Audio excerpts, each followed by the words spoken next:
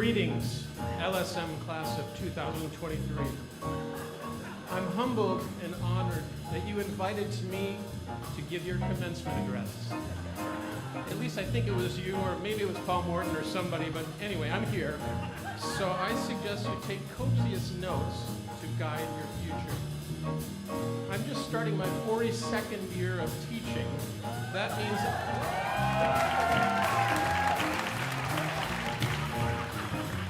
More importantly, that means I've sat through a lot of commencement speeches. A lot. Here are two things that I've learned. Number one, if the commencement speaker says, my remarks will be brief, that means the remarks will be long. Number two, it is not uncommon for commencement speakers to base their remarks on Robert Fulghum's book, All I Needed to Know I Learned in Kindergarten. This is a fine book, but I found one that is much more relevant. The title is All I Needed to Know I Learned in the LSM Jazz Band. And the author, of course, is Dr. Paul Morton. The book has 12 chapters, but some of them are repeated. Here is a synopsis of this important tome. Chapter 1. Regardless of what time of day or night it is, you should greet every group by shouting good morning and require them to shout it back to you. Be sure you say mornin' and not morning. Let's practice. Good morning! Very good. Chapter 2. Jazz music is about improvisation. If a musician is standing and playing, that musician is improvising. And to encourage improvisation, you must lift the player up by shouting superlatives. Please shout after me. Yeah. Yeah. Oh, baby, that's a hot lick. Oh, baby, that's a hot lick. That's where my bread is buttered. Now, improvise a jazz superlative of your own and get ready to make a joyful and jazzful noise by shouting it. Ready? Go! Chapter 3. A concert or recital without a fanfare is like a jazz musician playing a solo with no one shouting superlatives. Chapter 4. Knock, knock. I, Benjamin. I've been jamming all month in the LSM Jazz Band. Chapter 5. Cell phones, pagers, and other electronic devices must be turned on and up. Please raise your cell phone now. Now make sure it is on, not off, including text functions. You won't be able to hear the phone anyway, so just leave it on. And if your friends are not here, text them right now and order them to get here immediately. Texting is expected. Very good. Chapter 6. Something in the space-time continuum happens during the LSM Jazz Band concert where time speeds up during this hour. Chapter 7. There is no such town in Louisiana called Lafayette. And there is no institution of higher education called the University of Louisiana Lafayette. The correct pronunciation is Lafayette, Louisiana, home of the University of Louisiana Lafayette. Chapter 8. Sharing is important. Share, as in share four, share eights, etc. Share the love, as Dr. Morton would say, and share the stage. Everyone plays, everyone solos, everyone is supported, and no one is left out. In conclusion, LSM class of 2023, please welcome the man whose voice is stuck in permanent locked caps from Lafayette, Louisiana, the jazz man himself, Dr. Paul Morton, leading the LSM Jazz Band.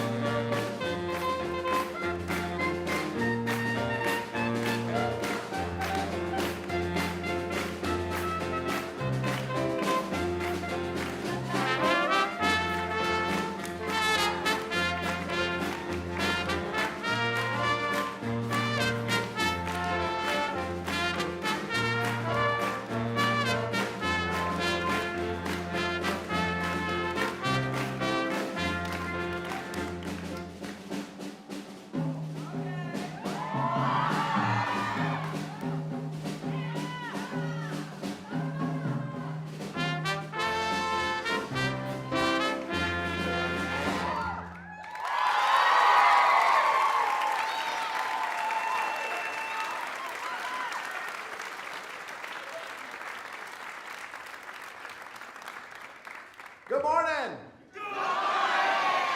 Good morning. Yeah, this is awesome. We're going to have a great hour together. You know, we've had musical goals. You know, that's what, music education, we set goals, right? And what are our goals? Our goals are to have fun, okay? Did we accomplish that? Yeah, I think we did. And if you're not improvising, you're not playing jazz. So the first thing that we do every rehearsal is we all practice improvisation. And that's kind of a new thing for some of these people up here. Some of them have a lot of experience and some have zero. And the way you begin is you just begin. And we need all our friends and neighbors and colleagues to do what? To lift us up, because sometimes it's pretty scary to play notes that you don't know what are supposed to be there yet. And you have to make it up, and there's too many choices. So we narrow them down, we give them some stuff to work with, and then we do it all month long. And everybody in the band will improvise at least twice during this concert, and sometimes a lot more. Okay, and we're learning how to swing, and that's just a different language than classical music. And don't let anybody tell you it's ta ta ta ta ta ta ta. No. If somebody says that to you, you just smile and say thank you and go on your way and think that they're an idiot. So, and we're trying to learn as many different jazz styles as possible because there's subtle nuances with each one, and that's what we're trying to do. So in our first blues tune, everybody's improvising, and then we hit a traditional jazz tune, which comes from actually where I live, which is New Orleans, or near New Orleans, and Lafayette really, but close enough. New Orleans is what you've heard of probably. Anyway, Jimmy Davis used to be the governor of Louisiana, and I lived to, I guess, I was looking up his dates, he lived to 101, and I don't know if being governor, well, first of all, if you're a governor in Louisiana, you're probably corrupt, so maybe being corrupt makes you live a long time. Anyway, he wrote that tune, and that's very much a standard part of what we call traditional jazz or classic jazz. You may have heard the word or the term Dixieland. We don't use that so much anymore. It's traditional jazz, and if you want to be really hip at the next party, you say, I was at the LSM Jazz Mania concert, and I heard a trad tune. Let's all say that, trad tune. And then they'll think that you know a lot about music. So, all right. Mambo, that's our next tune. Our Latin tune comes from dance forms from Cuba, 40s and 50s, became incredibly popular in America. This is fast, has a 2-beat feel. We play the 8th note straight, and we're going to feature our percussion section, Ramona and Nick. So here we go, Mambo Hot.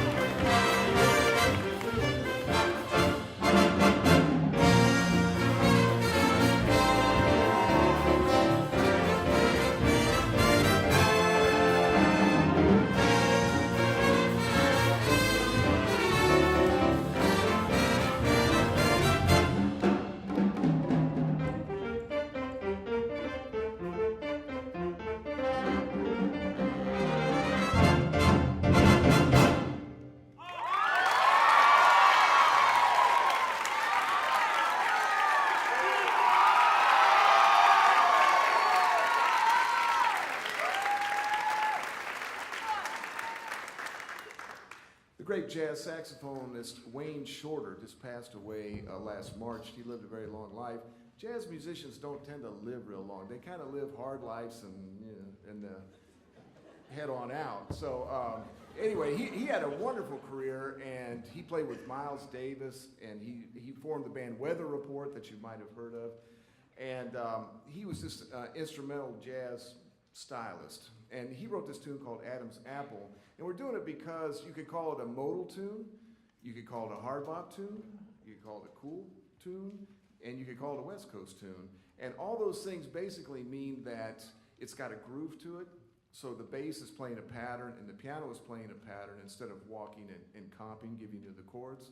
And we call it a modal tune because we can basically play two modes. Now, modes are like scales, except they go way, way back. But basically, if you know anything about music, raise your hand if you know anything about music. Okay, we got most people. All right, we're going to talk some music stuff here. So if you play all the white notes on the piano between G and G, you get an F natural in there. Whether you played a G major scale, it would be an F sharp. Everybody's with me? Yeah. Okay. So you transpose that to all 12 keys, and you got something called mixolydian, and you put it with a dominant chord, and you got all the right notes. You still with me? Yeah. Okay. Time is sped up for me this hour, so I have to talk fast, okay? So we're going to play this tune, and it's based on two chords, but it's a very cool tune. It has a nice Latin groove to it, and let's just call it a modal tune. So here we go with Adam's Apple.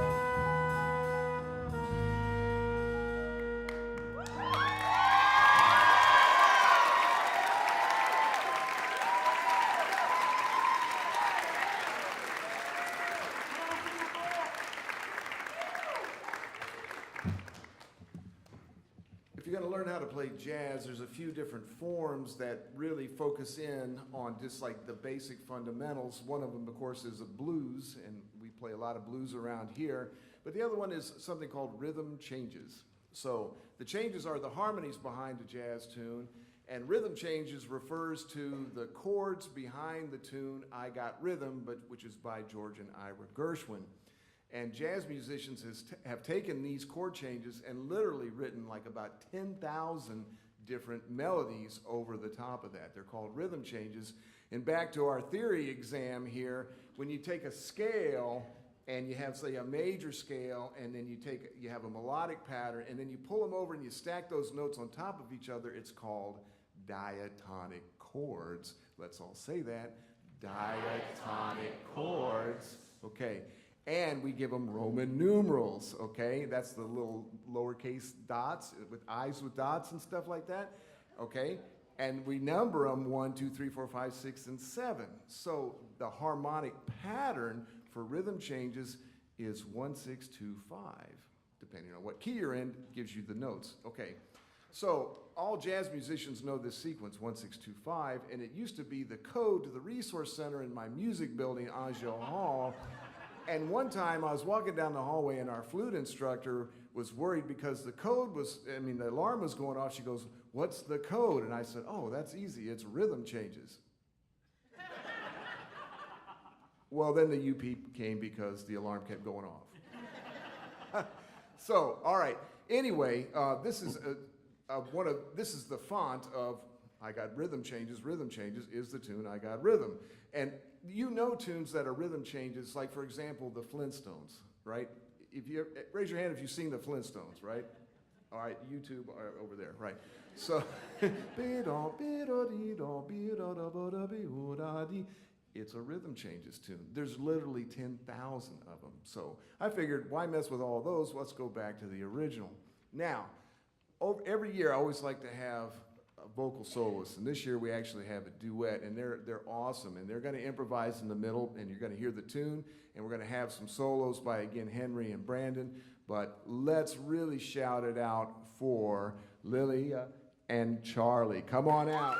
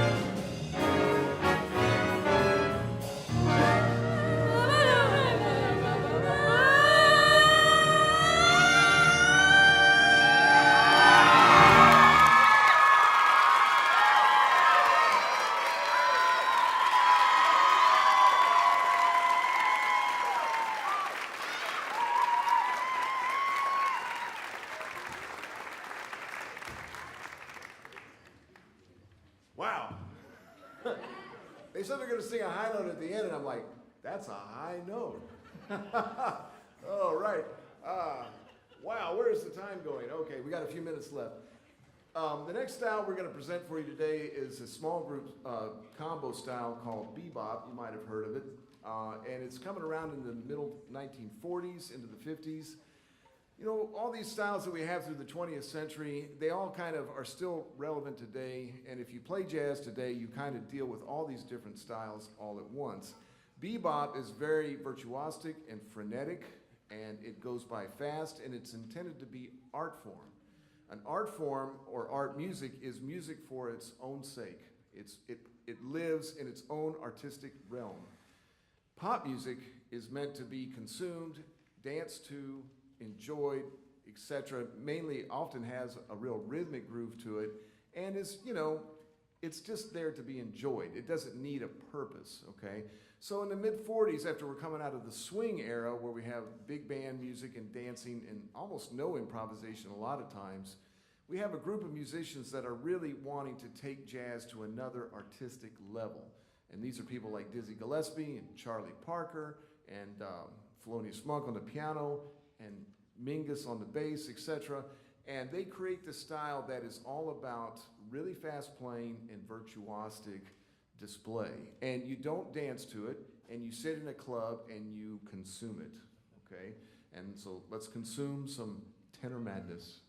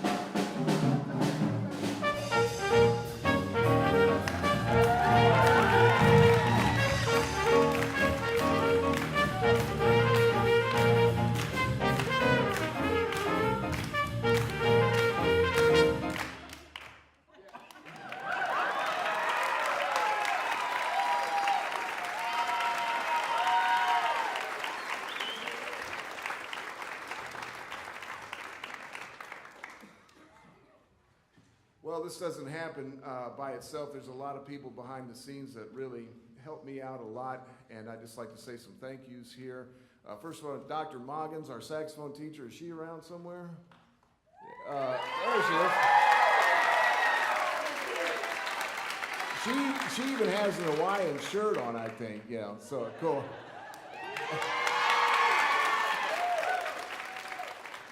And when I grow up, I want to be like Jeffrey Scott Dobler. He's my hero. So thanks. Thank you, Dr. Dobler.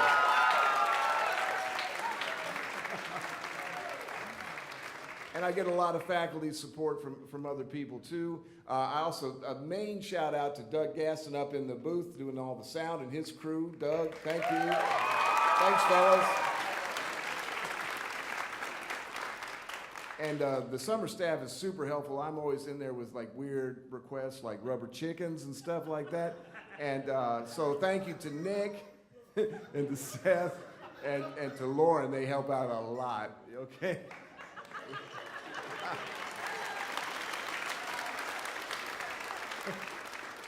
And we have this, all right, enough. We have this program that's called Fellows, right, which means they're not only college-age students, but often working on master's and even doctorate degrees. And I got to say, this year, our brass fellows have been super exceptional. They've met every expectation. They've been so helpful. They're playing great, and they've really added so much to the brass department, this band, and everything that we're doing this summer. So the fellows are Mark on tuba, stand up, and Brandon, that you've heard a lot, on trombone. And behind Brandon is Christian.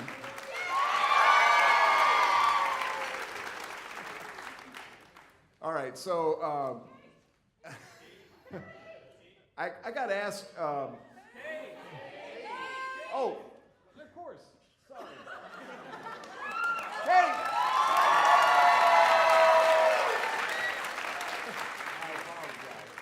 I was thinking brass instruments, but of course the saxophone is made out of brass.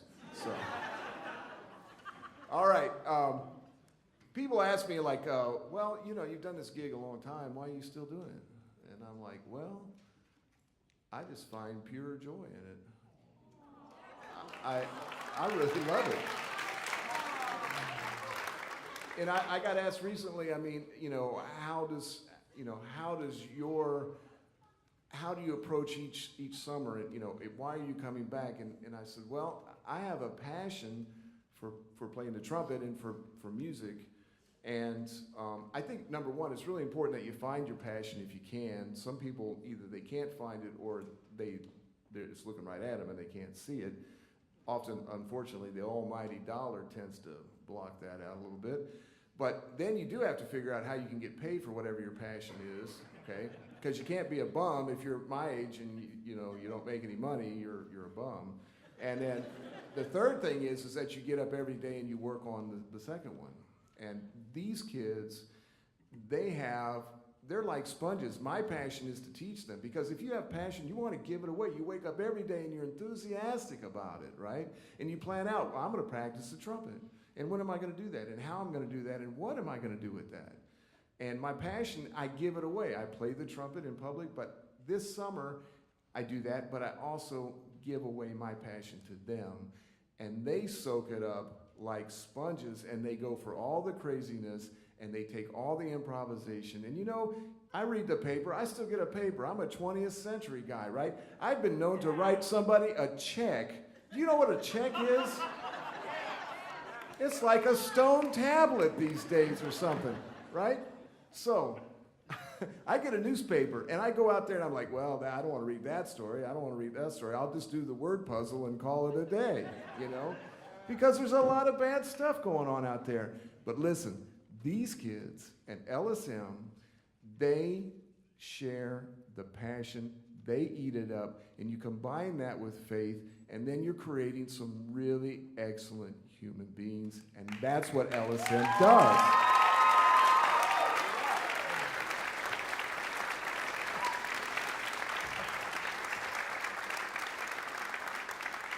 It's really true. If you don't really know much about LSM, it's really, really true. And it just creates great people. And we need more of that.